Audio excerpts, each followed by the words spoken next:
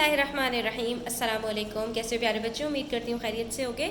ये आपकी क्लास 5 की मैथमेटिक्स टेक्स्ट बुक है और चैप्टर नंबर 2 4 ऑपरेशंस के अंदर हमारे पास लेसन नंबर 3 के कुछ प्रैक्टिस क्वेश्चंस हैं। तो हम यहाँ पर ऑर्डर ऑफ ऑपरेशंस को सॉल्व करने वाले हैं। वीडियो एंड तक देखिएगा स्टूडेंट्स, बहुत इंटरेस्टिंग होने वाली है वीडियो और बहुत काम की भी है आपके लिए। तो आ जाइए पेज नंबर 44 के ऊपर और मेरे साथ साथ बने रहिए, ठीक है। यहाँ पर क्वेश्चन नंबर 1 में हमसे कह रहे हैं find the value of each of the following. अब यहाँ पर आपको बहुत सारे ऑपरेशंस नज़र आ रहे हैं स्टूडेंट्स। तो जब भी बहुत सारे ऑपरेशंस नज़र आएंगे तो उसके अंदर आपको वहाँ पर डमास रूल अप्लाई करना होता है, यानी जिसके अंदर सबसे पहले डिवीजन होगा, फिर मल्टीप्लिकेशन, फिर एडिशन और फिर सब्ट्रैक्शन। और अगर बात आ जाती है सिर्फ एडिशन या सब्ट्रैक्शन की, जैसे कि हमें पार्ट ए में नज़र आ रहा है, तो ऐसे में स्टूडेंट्स हम क्या करते हैं, हम हमेशा लेफ्ट हैंड साइड से स्टार्ट करते हैं, ठीक है।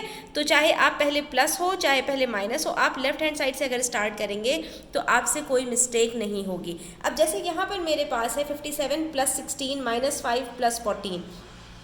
इसको हम दो तरह से सॉल्व करते हैं स्टूडेंट्स और देखते हैं हमारे पास क्या आंसर आता है। पहला तरीका जिसमें मैंने आपसे कहा कि अगर आपके पास सिर्फ एडिशन और सब्ट्रैक्शंस हो रहे हैं तो आप सिर्फ लेफ्ट हैंड साइड से स्टार्ट कीजिए और सॉल्व कीजिए, ठीक है। तो अब यहाँ पर मेरे पास सबसे पहले है 57 + 16। हम इन दोनों को यहाँ पर साइड में ऐड कर लेते हैं। अगर आपके पास बड़े नंबर्स हो स्टूडेंट्स तो आप माइंड में ऐड करने के बजाय रफ वर्किंग कर लिया करें। इससे एक तो एग्जामिनर के ऊपर अच्छा इंप्रेशन भी पड़ता है और आपसे गलती के चांसेस भी बहुत ज़्यादा मिनिमाइज हो जाते हैं, ठीक है। तो यहाँ पर हमने जब इसको ऐड किया तो हमारे पास आंसर आ गया 73, ठीक है। इन दोनों को मैंने ऐड किया 73। उसके बाद ये जो दोनों मेरे पास नंबर्स हैं ये एज इट इज़ आ गए, ठीक है। 73 - 5 + 14। अब 73 में से मैंने -5 किया तो ये सिंपल है, मेरे पास आंसर आ गया 68 + 14। जो जो चीज़ें बचती जा रही हैं वो आपने एज इट इज़ नीचे उतारते जाना है, ठीक है। सबसे पहले हमने इन दोनों को सॉल्व किया, उसका आंसर आया, बाकी -5 + 14 हमने एज इट इज़ उतार दिया। फिर हमने इन दोनों को सॉल्व किया, इसका आंसर आया 68, फिर हमने +14 एज इट इज़ उतार दिया। अब यहाँ पर हमारे पास 68 + 14 करना था, तो 68 + 4 72 + 10 82। तो हमारे पास यहाँ पर आंसर आ गया स्टूडेंट्स 82, ठीक है। अब अगर मैं इसको दूसरे तरीके से सॉल्व करूं, यानी डमास रूल के अंदर जैसे कि हमसे कहते हैं कि आप सिर्फ एडिशन पहले कर लीजिए और सब्ट्रैक्शन बाद में कीजिए, तो इस सूरत में स्टूडेंट्स हमें क्या करना पड़ेगा, हम एक तरफ 57 + 16 करेंगे और दूसरी तरफ 5 + 14, क्योंकि हमें यहाँ पर दोनों सूरतों में जो है वो प्लस नज़र आ रहा है। तो 57 को 16 के साथ जब मैं ऐड करूँगी तो आंसर वही 73 आएगा, बीच में माइनस है, और 5 + 14 हमारे पास आंसर आ जाएगा 19, ठीक है। उसके बाद जब मैं 73 में से 19 को माइनस करूंगी स्टूडेंट्स तो मेरे पास यहाँ पर आंसर क्या आएगा स्टूडेंट्स, मेरे पास आंसर आएगा 54, जो कि मेरे पास 82 नहीं आ रहा है, जबकि ये मेरा आंसर जो है करेक्ट है। और ऐसी सूरत में मेरा आंसर यहाँ पर रॉन्ग आया है। और अगर स्टूडेंट्स आपको मेरी बात का यकीन ना हो तो आप बिल्कुल सेम ऐसा ही कैलकुलेटर के अंदर जो है वो लिखिए और फिर आपको पता चल जाएगा कि आपका आंसर ये गलत आया है और ये आंसर आपका ठीक है। अब ये वेरीफाई कैसे होगा कि हमारा ये वाला आंसर सही है और ये गलत है, और ये हमारा गलत क्यों आया, हमने यहाँ पर क्या गलती की है। तो स्टूडेंट्स यहाँ पर हमने गलती ये की है कि जब हमने ये -5 + 14 को सिर्फ हमने इसके से पहले जो साइन थी, इन दोनों के बीच में जो प्लस साइन था उसको देखकर हमने जब यहाँ पर प्लस किया तो ये हमने यहाँ पर गलती की, क्योंकि ये 5 + 14 नहीं है। हाँ, अगर ये ब्रैकेट में होता है स्टूडेंट्स तो हम इसको ब्रैकेट को पहले सॉल्व करते और हमारे पास यहाँ पर 19 आंसर बिल्कुल ठीक आता, लेकिन अभी ये हमारे पास ब्रैकेट में नहीं था। तो ये दरअसल हमारे पास स्टूडेंट्स -5 + 14 था, जिसका मतलब क्या है 14 - 5। ये दरअसल हमारे पास +14 - 5 था, और प्लस का मतलब क्या होता है कि 14 - 5 हम जब करते तो हमारे पास यहाँ पर आंसर क्या आता स्टूडेंट्स 9 आता। यानी -5 + 14 करने से -19 नहीं बल्कि 9 आंसर आता हमारे पास स्टूडेंट्स। और जब हम 73 में +9 कर देते स्टूडेंट्स तो हमारे पास आंसर वही वापस आ जाता है, दैट इज़ 82। और इस सूरत में हमारे पास आंसर बिल्कुल ठीक आता जैसा कि हमारे पास फर्स्ट मेथड में आंसर आया था। इसीलिए मैं आपसे कह रही हूँ स्टूडेंट्स कि बजाय इसके कि आप इस कॉम्प्लेक्सिटी में पढ़ें, क्योंकि ये चीज़ आपके लिए अभी थोड़ी सी कॉम्प्लेक्स है और ये आहिस्ता आहिस्ता आपको क्लियर हो जाएगी कि जब भी हम ऑपरेशंस कर रहे होते हैं तो नंबर से पहले वाला साइन देखना बहुत इंपॉर्टेंट होता है। इसलिए इसकी कॉम्प्लेक्सिटी को कम करने के लिए आपको ये वाला मेथड अप्लाई करना है कि जब आपके पास सिर्फ प्लस और माइनस है, मैं रिपीट कर रही हूँ, चारों की बात नहीं हो रही यहाँ पर सिर्फ बात हो रही है अगर आपके पास ऑपरेशंस में सिर्फ प्लस या माइनस है या सिर्फ मल्टीप्लाई और डिवाइड है। ठीक है, मल्टीप्लिकेशन और डिवीजन का पेयर होता है, इसी तरह से एडिशन और सब्ट्रैक्शन का पेयर होता है। तो ऐसी सूरत में आपने सिंपली ये करना है कि आप लेफ्ट हैंड साइड से सॉल्व करते जाइए, जो आंसर आता जाए उसको आगे वाले के साथ सॉल्व कीजिए और इस तरह से अपने पूरे सम को आपने सॉल्व कर लेना है। ठीक है, मजीद क्वेश्चन सॉल्व करते हैं तो आपको इसमें और ज़्यादा क्लियर हो जाएगा। अब यहाँ पार्ट बी में देखिए स्टूडेंट्स, यहाँ पर हमारे पास सिर्फ मल्टीप्लिकेशन और डिवीजन है, तो इसमें भी हम क्या करेंगे, लेफ्ट हैंड साइड वाला जो रूल है ना वो अप्लाई करेंगे। ठीक है, क्योंकि इसके अंदर हमारे पास एडिशन और सब्ट्रैक्शन नहीं है। तो सबसे पहले हमने देखना है लेफ्ट हैंड साइड पर हमारे पास क्या है, हमने 11 को 8 से मल्टीप्लाई किया और बाकी जो चीज़ें थी उसको हमने एज इट इज़ यहाँ पर उतार दिया। ठीक है, उसके बाद 88 को डिवाइड किया 4 से, तो हमारे पास क्या आंसर आता है स्टूडेंट्स, 4 के टेबल में 88 कब आता है, 22 जार। ठीक है, आप यहाँ पर डिवाइड करके भी देख सकते हो, आपको पता चल जाएगा कि 4 2 जार 8 और फिर बचा 8, तो 4 2 जार 8, तो आंसर हमारे पास 28 आ रहा है। ठीक है, अब जब ये सॉल्व हो गया तो उसके बाद बच गया मल्टीप्लाई बाय 3, तो 22 को जब 3 से मल्टीप्लाई करोगे तो 2 3 जार 6, 2 3 जार 6, आंसर आ जाएगा आपके पास 66। ठीक है, अब आप इसको एक और तरीके से भी सॉल्व करके देख सकते हो कि आप यहाँ पर पहले मल्टीप्लिकेशन के बजाय डिवीजन कर लो और उसके बाद फिर आप मल्टीप्लिकेशन करो, तो देखते हैं इस सूरत में हमारा आंसर सेम आता है या नहीं। तो हमारे पास यहाँ पर 8 और 4 आपस में डिवाइड हो रहे हैं, तो हमने यहाँ पर इन दोनों को जब डिवाइड किया तो आंसर क्या आएगा, 8 डिवाइडेड बाय 4 होता है 2। उससे पहले हमारे पास 11 से मल्टीप्लाई हो रहा है और बाद में 3 से मल्टीप्लाई हो रहा है, तो देखते हैं कि हमारे पास आंसर सेम आता है या नहीं। अब ये 11 मल्टीप्लाई बाय जब 2 करते हैं हम तो आंसर आता है 22, बच गया 3, तो 22 मल्टीप्लाई बाय 3, आंसर हमारे पास स्टूडेंट्स बिल्कुल सेम आ रहा है। तो अगर मल्टीप्लिकेशन और डिवीजन है आपके पास स्टूडेंट्स, तो आप चाहे तो सबसे पहले डिवीजन कीजिए और उसके बाद जो चीज़ें मल्टीप्लाई होने के लिए रह गई हैं उनको मल्टीप्लाई कर लीजिए। ठीक है, और चाहे तो आप लेफ्ट हैंड साइड से स्टार्ट कीजिए, दोनों सूरतों में आपके पास आंसर सेम आएगा। ठीक है, इसीलिए मैंने आपको दोनों मेथड से करके यहाँ पर दिखा दिया है। अब है नेक्स्ट हमारे पास जहाँ पर माइनस और मल्टीप्लिकेशन है, तो यहाँ पर हम क्या करेंगे, पहले हम मल्टीप्लाई करेंगे, जो आंसर आएगा उसको सब्ट्रैक्ट कर देंगे 35 में से।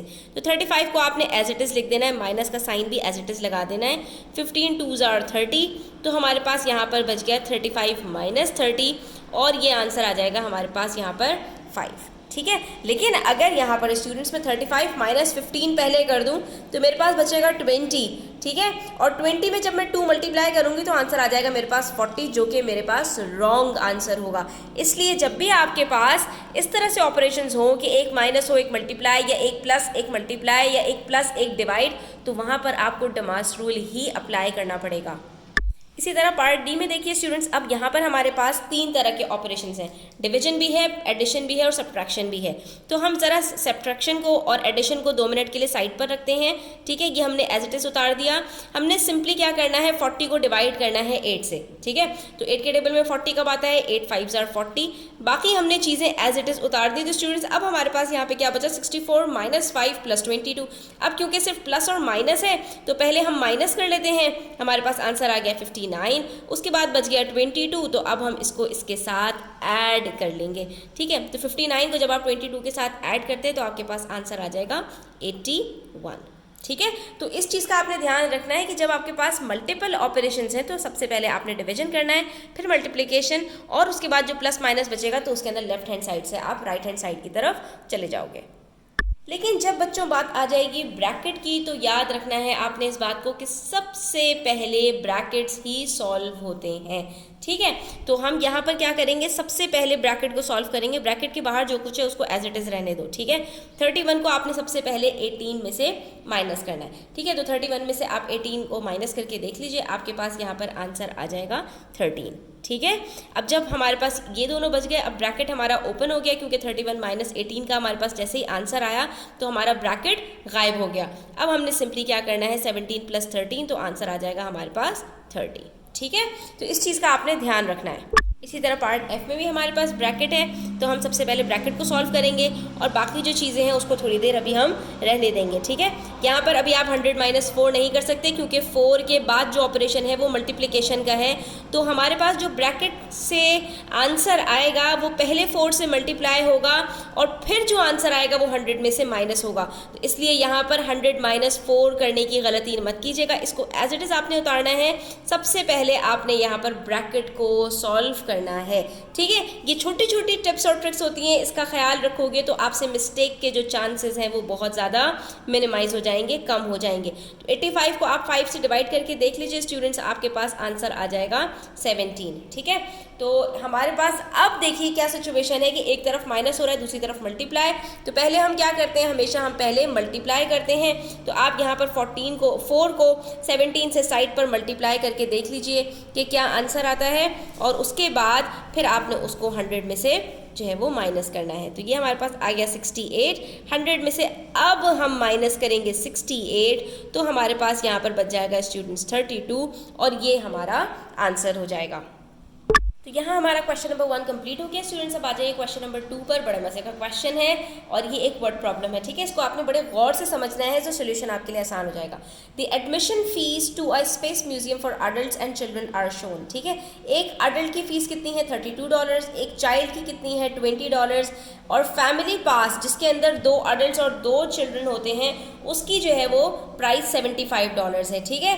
तो अब यहाँ पर अगर एक अडल्ट है तो $32 देंगे, अगर एक चाइल्ड है तो $20 देंगे, लेकिन अगर 2 अडल्ट और 2 बच्चे हैं तो $75 हैं। अब यहाँ पर हमसे कह रहे हैं mister Dan wants to bring his wife and 2 children to the museum. अब मिस्टर डैन खुद हैं, उनकी वाइफ हैं और 2 बच्चे हैं, तो वो इस कैटेगरी के अंदर फॉल हो रहे हैं जिसमें 2 अडल्ट और 2 चिल्ड्रन हैं, एक वो खुद, एक उनकी वाइफ और उनके 2 बच्चे, ठीक है। तो अब यहाँ पर आपसे सवाल पूछ रहे हैं how much money will he save if he buys the family pass. अगर वो फैमिली पास खरीद लेते हैं तो वो कितने पैसे बचा लेंगे। यानी अगर स्टूडेंट्स वो 2 अडल्ट्स के पैसे और 2 चिल्ड्रन के पैसे अलग अलग पे करें तो उनको कितने पैसे देने पड़ेंगे, और उसके बजाय अगर वो फैमिली पास खरीद लें तो उनको कितने पैसे देने पड़ेंगे। जो डिफरेंशियल आ रहा है आपको वो पता लगाना है, ठीक है। तो अब हम ज़रा इसकी एक सिचुएशन बनाएंगे और उसके बाद इसको सॉल्व करेंगे। अब ज़रा देखिए स्टूडेंट्स, इसके अंदर हमें करना क्या है, हमें बताया गया है यहाँ पर एक अडल्ट की जो फीस है वो $32 है, और इनकी फैमिली में कितने अडल्ट हैं, 2 अडल्ट हैं, ठीक है। तो हम 32 को क्या करेंगे, 2 से मल्टीप्लाई करेंगे। दूसरी बात, एक चाइल्ड की जो फीस है वो कितनी है, $20, और इनके पास कितने बच्चे हैं, इनके 2 बच्चे हैं, तो इनकी फ़ीस कितनी हो जाएगी, उसका डबल। और हम इन दोनों को क्या करेंगे, दोनों के जो हमारे पास प्रोडक्ट्स आएंगे उसको आपस में हम प्लस करेंगे। तो पहले हमें इन दोनों को मल्टीप्लाई करना है और इन दोनों को मल्टीप्लाई करना है, जो आंसर आएगा उसको हम प्लस कर देंगे, और जो इन सब का आंसर आएगा उसमें से हमें माइनस करना होगा किसको, $75 को। क्यों, क्योंकि $75 पूरी फैमिली का पास है, यानी अगर ये फैमिली पास खरीदते हैं तो इनको $75 देने पड़ेंगे, और अगर फैमिली पास नहीं खरीदते तो इनको इतना अमाउंट पे करना पड़ेगा। तो देखते हैं कि इन दोनों के दरमियान में क्या डिफरेंस आता है। तो अब हम ज़रा इसको सॉल्व करके देख लेते हैं। 32 को 2 से मल्टीप्लाई कीजिए, क्या आंसर आता है स्टूडेंट, 64। प्लस का साइन बीच में है, इसको एज इट इज़ उतार दीजिए, क्योंकि यहाँ पर हमारे पास जो सिचुएशन बनी है उसके अंदर हम डमास रूल अप्लाई करेंगे, मल्टीप्लाई भी है, प्लस भी है, माइनस भी है। अब 20 को 2 से मल्टीप्लाई कीजिए, आंसर आ जाएगा 40। फिर क्या बच गया, -75। अब सिर्फ प्लस और माइनस है, तो आपने क्या करना है, पहले प्लस करना है फिर माइनस करना है, क्योंकि लेफ्ट हैंड साइड से हम आ रहे हैं, ठीक है। 64 + 40 अगर करते हैं तो आंसर आता है 104, यानी 104। और फैमिली पास कितने का है, $75 का। तो अगर 104 में से हम 75 माइनस करते हैं तो यहाँ पर आप माइनस करके देख लीजिए कि स्टूडेंट्स हमारे पास आंसर क्या आ रहा है। तो यहाँ पर स्टूडेंट्स हमारे पास आंसर आएगा $29। यानी अगर वो फैमिली पास ख़रीद लें तो वो कितने पैसे बचा लेंगे? $29 बचा लेंगे, क्योंकि एक अडल्ट का पास $32, दो के उनको पड़ रहे हैं 64, एक चाइल्ड का पास $20, दो बच्चों के पड़ रहे हैं 40, कुल मिलाकर उनके पैसे बन रहे हैं $104 अगर वो फैमिली पास नहीं ख़रीदते। लेकिन अगर वो फैमिली पास ख़रीद लेते तो $75 उनको देने पड़ते। तो $75 देने की सूरत में कितने पैसे बच जाएंगे उनके? $29। और हमसे यही तो सवाल पूछा गया था। तो आप इसको सॉल्व करके आखिर में क्या बताएंगे? आप यहाँ पर बता देंगे mister Tan will save $29 if he buys the family pass. ठीक है, तो कितना सिंपल क्वेश्चन था स्टूडेंट्स, और कितना मज़े का क्वेश्चन था। मुझे तो बहुत मज़ा आया। I hope you enjoyed it too. Video अच्छी लगी हो तो लाइक कीजिएगा, अपने फ्रेंड्स के साथ शेयर कीजिएगा। चैनल को सब्सक्राइब नहीं किया तो सब्सक्राइब कर लीजिए। अपना ख्याल रखिएगा। अल्लाह हाफिज़।